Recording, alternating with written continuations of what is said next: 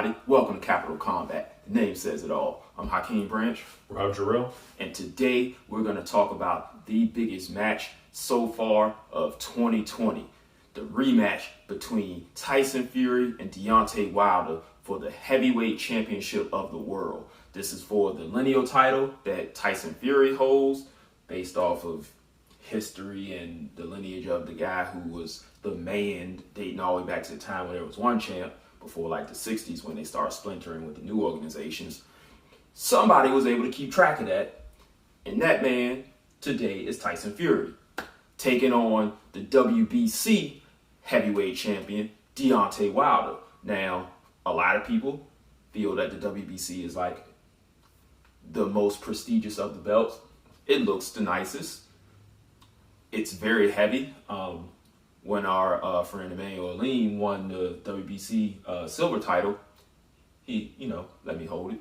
It was very heavy. Mm-hmm. A lot of, his was silver, but that metal it's very, very heavy. Yeah. So the prestige of that belt, that green strap, that's usually the most recognized person, the person that holds that belt. That's right. Even though I think the WBA is actually the oldest. History lesson over. Let's talk about the fight. Go ahead, Rob. So last time we saw these two guys against each other, because each one has had 2 fights each, we saw 12-round draw, which was highly controversial. Yeah. I personally don't think so. I don't think so either. But it was completely subjective. You had the ability to box and have a slightly higher work rate and connect rate, with Tyson Fury taking on Wilder, who landed the harder blows and got the knockdowns. There were 2 or 3? 2. It was 2 knockdowns, one in the 9th round, one in the 12th round. And pretty much every shot that he landed looked like it did more damage than what Fury landed. And he landed a lot more. Everyone just assumed that because Fury was able to make him miss consistently throughout the duration of the fight, that Deontay Wilder just wasn't landing at all. And at first glance, that was the case. But if you really watch it, I had a chance to watch it twice over the last 48 hours. And of course, I watched it a couple times after the actual fight happened. There were things that Deontay Wilder was doing in there that allowed him to actually win some rounds if you really want to look at it, and not just the knockdowns. Right. And also some things that he stopped doing during that fight that could have solidified him getting the knockout. And I'm going to talk about that shortly after you go ahead and finish what you were going to say. Okay. But again, we're back again. Very highly anticipated heavyweight matchup after the previous highly anticipated heavyweight matchup with Anthony Joshua and Andy Ruiz, yes, where Joshua got his belts back. And of course, the winner of this fight is looking to make the mega fight in the heavyweight division that we have not had. Maybe bigger than the Joshua Klitschko fight. Yeah, definitely. The winners of this fight with Anthony Joshua will probably be the biggest fight since Tyson and Lewis, in my opinion. Right. Especially if it's Wilder and Joshua. Like, that fight is going to be astronomical. Fury and Joshua is going to be huge as well, but that one is definitely happening over in the UK. And it's going to be huge in the UK. Right, that's going to be probably the UK's biggest fight ever. And I can't think of anything that would be bigger than the 2 biggest heavyweight stars fighting for the heavyweight championship in England. That would be knuckin' futz. And trust me, they will try to pack 100,000 people in 80,000 seated Wembley Stadium. I don't blame them. I might try to go see that. And if, like I said, if it's in America, Joshua Wilder, I think I would try to get in there, but it'd probably be like $1,000 for like nosebleed seats. And you can't even put that in the Barclays or the MGM. That's got to go in like Dallas Cowboy Stadium or something. Yeah, definitely. But again, a huge fight, very highly anticipated matchup. Hopefully it doesn't end in another draw. Yeah, that would suck. So before we move on, I'm going to say it now. hit that subscribe button and hit the bell icon if you haven't already, so you can get more content from me and Hakeem going forward, and also share with your friends this video, all upcoming videos, and all past videos. Yes, that's right, because I know you're going to like what you see in this video, and if you haven't seen any of our other videos, you're going to like those too, because we're about to give you some really good information that you're probably not going to see most other places. So let's get into the adjustments that the guys have to make in order to win this fight. So, like I said earlier when I was talking about the things that Wilder stopped doing in order to fall behind in that fight, the main thing is working the body. Now, you've heard a lot of guys say this, like, yeah, Deontay Wilder has to go to the body. But they're not telling you why. Or they'll say, you know, Tyson Fury's head moves, but his body doesn't. So I'm going to show you how that's going to look. So Rob is going to be Fury. I'm going to be Wilder. So Fury moves his upper torso. So he doesn't move his entire body like, say, a Lomachenko or a Mayweather or Pernell Whitaker. So like if Rob is Pernell Whitaker, he likes to dip and duck and sway. So if I'm throwing punches, you can see if I go here, it's hard to hit. And even if I try to go to the body, he's moving everything. So if I'm trying to swing, he's moving everything to where I can't really get a good bead on him. Like the most famous one is that combo that De La Hoya threw at him, where he threw like 12 punches and missed all of them. And Whitaker's doing this and ducking down and getting low. And De La Hoya's like, I just can't fucking hit him. And it's a great clip. It happens. Now, Fury, on the other hand, he only does this herky-jerky thing at the top. So, yeah, he's doing this right here. But this isn't moving here. So, Wilder, knowing that he has very long arms, was doing this early, just stabbing him in the chest, hitting him in the stomach. I did that backwards, but you know what I mean. So he's stabbing him in the chest, hitting him in the stomach, right hand around, because Fury's moving all that because he's not going to be able to hit the head. So if he's moving like this and Wilder tries to throw at his head, he's gonna miss. So he has to go down here enough to where Tyson Fury begins to slow down a little bit faster. So the knockdowns that he had late in the fight could possibly come later on. I mean, earlier on than they did in the first fight. Mm-hmm. Secondly, he can use Tyson Fury's head movement to a disadvantage by creating feints to make his head go where he wants it to go. So this is something that we saw in the Luis Ortiz fight where, you know, on face value, you see him getting outboxed. Now, in terms of landed punches and sustainable blows, yes, he was. But on the subcutaneous level, he was setting Ortiz up using lateral movement and the aforementioned feints. So Wilder can, you know, just kind of move slightly laterally and just show Fury the jab, knowing that he's going to move his head, but he can do one of these numbers to make Fury move his head this way. Bam. Put his head right in line for that overhand right. And the thing about it, while he doesn't have a perfect hook, it is an effective hook. He actually caught Fury quite a couple of times coming on the inside and caught him with a check hook, especially when Fury opted to go to the body. After he got hit with a couple of those hooks, he didn't quite go to the body as much as, say, he did versus Wallin or Schwartz. So definitely look for that body work and look for that check hook to keep Fury right in front of him, because the last thing he needs is for him to move laterally, because when he starts moving laterally, Deontay Wilder throws that wide right hand. You can see it coming from a mile away, and it's just going to tire him out.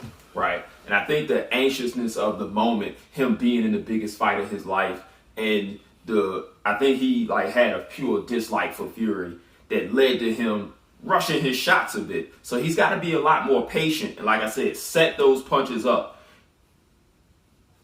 And the last thing he needs to do is to respect the heavyweight acumen of Tyson Fury. Now, we know he doesn't have one-punch knockout power. Mm-hmm. However, this man is still a 250 to 270 pound man, because he's talking about coming in at 270. Yeah, because I think he came in about 280 in the last fight. Right. So he's trying to, I guess, bulk up. Didn't work well for Andy Ruiz. Whatever. Two different guys, two different styles. So if he just walks in with disdain towards Fury's power, and he does get countered where he throws a jab, Fury slips, comes over with the right hand, he could be hurt. And then Fury can finish him in that way. Even though the last time Wilder was seriously hurt was versus Ortiz in the first fight. Right. And he was able to survive that and come back and win. But he still has to remain defensively sound in order to win this fight also. And I think those are a lot of the things that people are forgetting that Deontay Wilder has gotten much better in over the last 5 or so years in his career. Because even in that first fight, Fury was landing on him, but a lot of those punches were not clean. He was able to block a lot of them, and he was able to move just enough to where you'd hear it, but it wasn't the most clean blow. However, the reason why most people, myself included, scored a lot of the middle rounds for Fury is because when Wilder swung, he didn't hit anything. So when you got somebody who's not hitting anything, if I'm swinging and he's just missing, and then you get Fury who's throwing and he catches a glove. So if you throw your right hand and I block it like that and then have to back up and reset, even though there's no significant things landing, he's got the advantage because at least he hit something. Right. So that is one of the things that Wilder has to watch out for. So do you have anything else that you want to add? I actually do have something I want to add. And that's, again, taking advantage of Fury's upper body movement. What I noticed, while he can go side to side, when Deontay Wilder threw his jab, he would duck down to his right. So Fury would duck down to his right, and he would stay there quite a bit. And a lot of times, it would make Deontay Wilder a little hesitant, and then he would rush his power shot. So, boom, try to measure, boom. Instead of allowing him to just dip and escape or come back up, keep him there. Take a step with your jab, make him dip, come with the uppercut. Because that's one thing that he actually has a decent uppercut when he wants to. Finished Ortiz with. Right. He can land that uppercut, and it's one of those small things that really good trainers, especially in the Philly area, because you can see it with a lot of them. When you throw that jab, just don't keep it out there or just don't bring it back, but make him dip. Hold him down. Boom. And even if you're going to hit something, keep him down there. Even if you hit the body, arm, make him feel all your power. And if you can get one by holding him down, you raise his head back up, then throw your overhand right. Yeah. That's a really good strategy, and something that a lot of people, like you said, that's something that is not taught a lot because a lot of people frown upon it. But it is an effective tactic to use in the sport. He has to remember to let go before he lands that punch, though. So he'll hold him there for a second, and it's split seconds, but he has to let go long enough to get that there so the ref doesn't get him for holding and hitting. Right. And that's why people frown upon it, because there's such a small margin for error. You have to move that hand. He can't just hold him down and uppercut him. And even if he doesn't throw it, you want to keep Fury guessing to see where that right hand is coming from, because he'll start to look for it. So then if that jab is there and he's looking for it, he's going to come up a little prematurely, then throw the right hand, that looping right hand, or keep it tight, boom. But you want him guessing where that right hand is going to come from. Absolutely. So let's talk about Fury. So Tyson Fury, like we said, did a lot of outboxing in that fight by making Deontay Wilder miss by miles, but he didn't really capitalize off of it enough, in my opinion. I think he could have hit Deontay Wilder a little bit more off of those misses to possibly hurt him or score a more definitive victory. So you saw a lot of him, so if he's Deontay Wilder now and I'm Tyson Fury, he kept his hands down here, he's moving around, he's doing all this, and so when Wilder throws that overhand right, he slips out, and then he's over here and he's celebrating. Instead, if he does that this time, he can roll out, boom, hit him with a hook to the body, or because Wilder's falling in, he can, boom, meet him with that right hand, a la Juan Manuel Marquez. He was famous for a punch where he would duck under and throw the overhand, something that Manny Pacquiao does very well also. So it's a very good punch, and there you have that person walk into it, so you're combining the power of your punch with the momentum of that person falling in. We could get that knockout that Tyson Fury's talking about that he wants to get. To me, I think that's the only way he can get it, because otherwise Deontay Wilder pretty much saw everything else coming. Like I said, he blocked a lot of punches from Fury, but then at the same time, he wasn't landing enough offense to win those rounds. Outside, I think I gave him the first two, and then the two knockdown rounds, and then one other in the middle that I think it may have been the fourth or fifth round, because those rounds were it was so little to choose from that if you gave it to Fury, you were right, and if you gave it to Wilder, you were right. It was literally a difference of one punch, right, in a lot of those rounds that you would be was that enough to win that whole round? I guess so.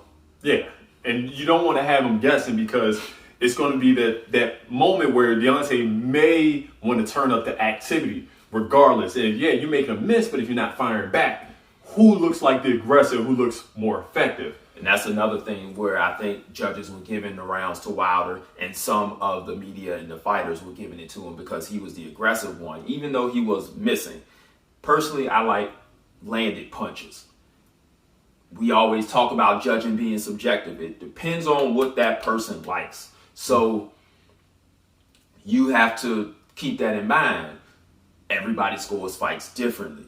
So that's why we had scores all over the place. But the majority of the people had Tyson Fury winning 7 to 9 rounds, which, like I said, that's a difference of 2 rounds. And then knockdowns. Right. So. And then you swing it the other way. If somebody gave it to Deontay because of his pressure and him landing the more effective looking punches when he did land, you can swing it either way, which is why I was okay with a draw. And then we got the knockdown in the 12th round, which everyone's it's amazing that he got up. It's, how did he beat the count? The ref should have stopped it immediately because of how hard he fell. And I can tell you why he didn't. I have not seen a single person mention this at all on any videos that I've watched over the last, 18 months since this fight had happened. Deontay Wilder lands a right hand and left hook from hell. Tyson Fury hits the ground like a sack of potatoes. Arena, world, everyone thinks the fight is over. They go to the overhead view, and Jack Reese runs over to Tyson Fury to start the count. Tyson Fury makes eye contact with Jack Reese. That is why that fight did not get stopped. And Jack Reese, he made a decision, and he has stuck by that decision ever since that fight. And it was the right decision. Whether or not he was down for 10 seconds or whatever, that remains to be seen.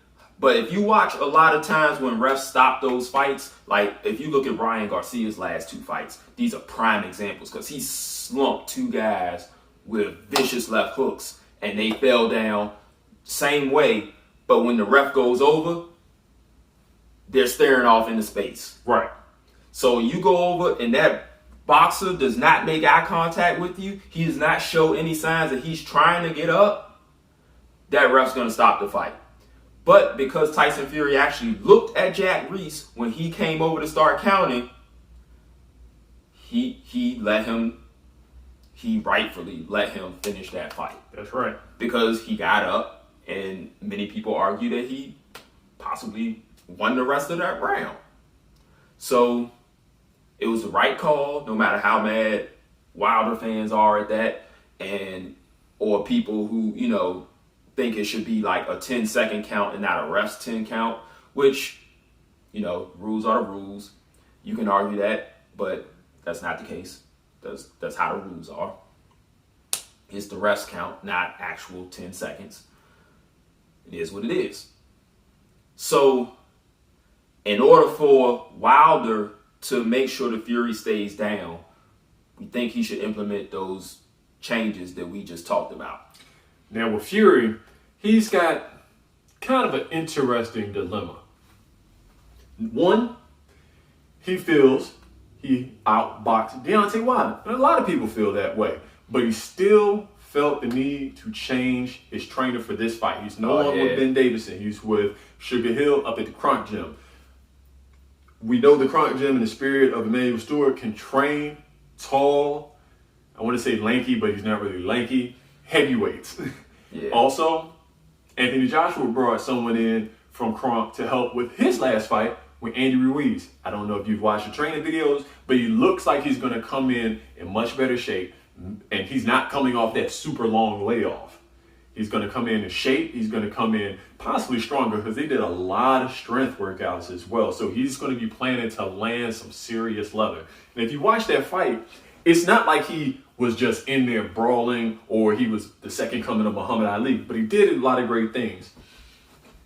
We know Deontay Wilder actually needs space to fight, to get his maximum punch off. So he wants to be mid to close range. And when he's there, he can get Deontay Wilder's hands up. They're up for defense, but it's very leaky. So he flashed quite a few times in the middle, step, boom, boom, hit him from an angle, and it was very effective. But the problem was he never really sat down on the punch.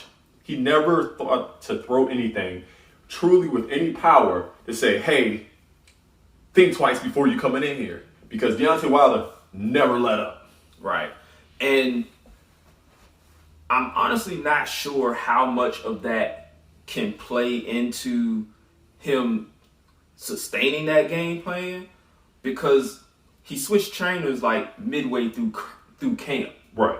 Which is very strange. So he had to go from England to America. He had to, pack up his whole camp, maybe get new sparring partners or bring the sparring partners over. I'm not sure. Changing camps is a big thing. And then to start doing that new exercise regimen, to do this new game plan with only maybe 6 to 7 weeks to really prepare for it, I don't know how much that's really going to gel, as opposed to Joshua, who had 6 months plus his train. He had, the fight was in June. He immediately, as soon as he was cleared to go back in the gym, he started working on a new game plan to change his strategy for Ruiz too. Tyson Fury, like I said, didn't start until end of December, early January. Well, that can be a little bit different because there were two fundamental differences. One, heavyweights, again, can come in as heavy or as light as they want to, as long as they're above 200 pounds. Really, Tyson Fury is only going to lose maybe 10 to 15 pounds from his fight weight, maybe depending on how much weight he was already at going into camp. Two, Anthony Joshua had a pretty much a body transformation. He had to take 20 to 30 pounds of muscle off, because I think he went from 260 to 265 to 240 versus Andy Ruiz. Of muscle, not fat. So that is, you need that time. So it's a little bit different. He's not looking to put on muscle. He's looking to create endurance and increase power. So that's a fundamental difference. That's a good point. So we'll see how well that translates, and if he gets cracked, he just goes back to what he knows, or he's like, okay, yes, I got cracked, but this is the game plan. I'm going to stick to it no matter what. And this is going to be a battle. This is going to be a mental battle, too, because both these guys have two things that they can hang their hat on. Deontay Wilder figure, I can put you down twice. I'm going to put you down for good. I have that power, and you literally have to be perfect against me for 36 minutes. Right. But Tyson Fury can come back and say, I took your best punch. And not only did I get up from that punch, but I came back in every round and put hands on you. Yeah. So both guys have what they perceive to be a psychological advantage. So now we have to see who has the tactical advantage. We know technically, boxing skill-wise, aesthetics, we know Tyson Fury is going to be the guy that, wins that battle. That's right. But boxing IQ is not much different. Because like I said earlier, Deontay Wilder has become much smarter in learning how to deliver his power. And you can see in the fight versus Ortiz, he's a lot more patient than he used to be in getting that power. Because like he said, he knows that he only needs the 1 to 2 seconds to deliver that right hand, and you're done. So he is now developing the patience to wait, whereas in the first fight, he was rushing everything, just trying to kill Fury.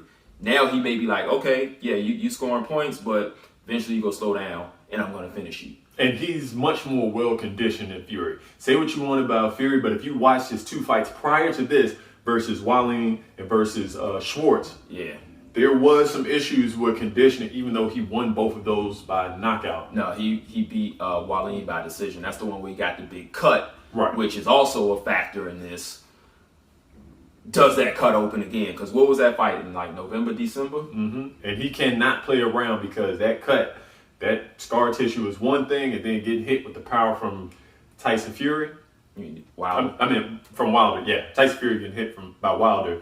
I mean, it can open that cut up again. We know it can bludgeon him. It can be something.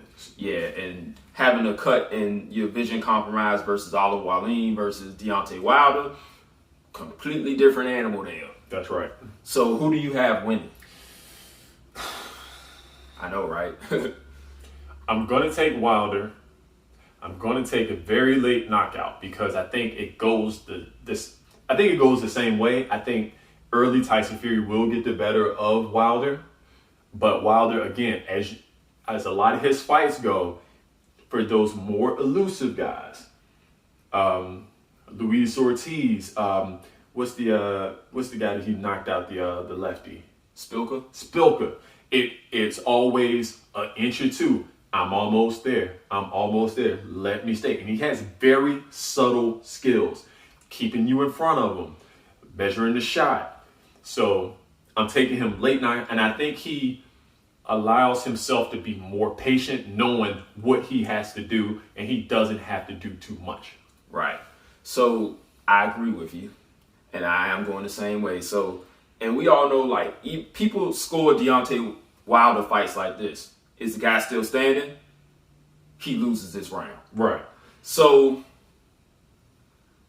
I see that happening again. Like Rob said, he's gonna be down on the scorecards. He's gonna be being outboxed. He's gonna have some leather on him.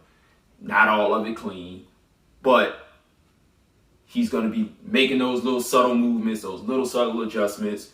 If he digs to the body enough to slow Fury down, I want to say round 7 to 10, he finishes the fight. I'm going round 10 to 11 because I just think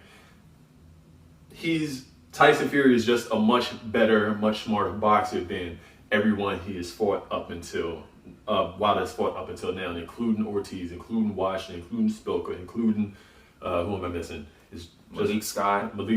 And these are high IQ fighters, but it's always those little things, and then of course the great equalizer. And like I said, he's very patient. He knows he's going to land it. Right. And 43 times, he's landed that punch. Yeah, and that's the thing. Like, he has knocked down every single fighter he's fought. Mm-hmm. Now, Bermane Stiverne and Tyson Fury were the only two to go 12. However, when he fought Stiverne in the rematch, we know that ended very ugly.